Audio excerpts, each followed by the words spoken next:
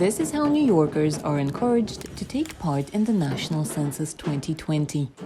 Right now, we're making sure we're reaching out to the community, that they have all the information in multiple languages to fill out the census, so we can make sure we get everyone counted. We have very low numbers in some of these neighborhoods, especially with people that speak English as a second language.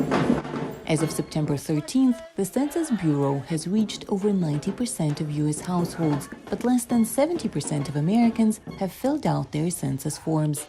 The census questionnaire can be filled out online, by mail, over the phone, or during a follow-up visit by a Bureau representative. But because of the coronavirus pandemic, the Bureau was forced to suspend its field operations in March and April. I didn't participate. Why not? I didn't have no way to call. To account for the pandemic, the deadline for finishing the head count was postponed from July 31st to October 31st. The agency later changed that date to September 30th. Shortly after, a federal judge ordered the Bureau to stop observing that September 30th deadline after a number of cities, counties, and civil rights groups complained the earlier deadline would produce an inaccurate count, especially of minority communities. It is power and it is money for your community. If you don't fill out the census, then you don't get your fair share of $1.5 trillion yearly for housing, for food, for schools, for transportation. It's representation. The numbers are based for your representation. So it's your representation in Congress all the way to the school board.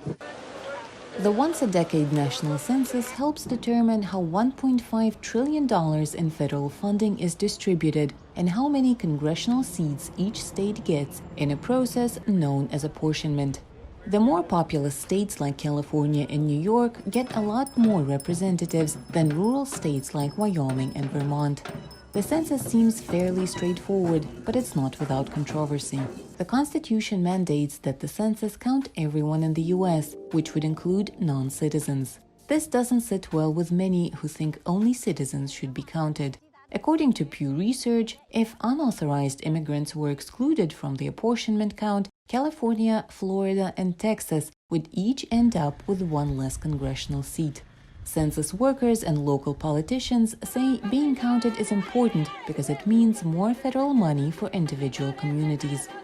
So regardless, if you're a citizen or if you're undocumented, if you are working at a restaurant in a neighborhood or you're living in that neighborhood, we need to know. And we need to know because we need to know how many people need the resources. The 2020 Census questionnaire takes about 10 minutes to complete and includes basic questions about oneself and other household members.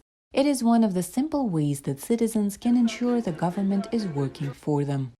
For Maria Prus in Washington, Anna Rice, VOA News.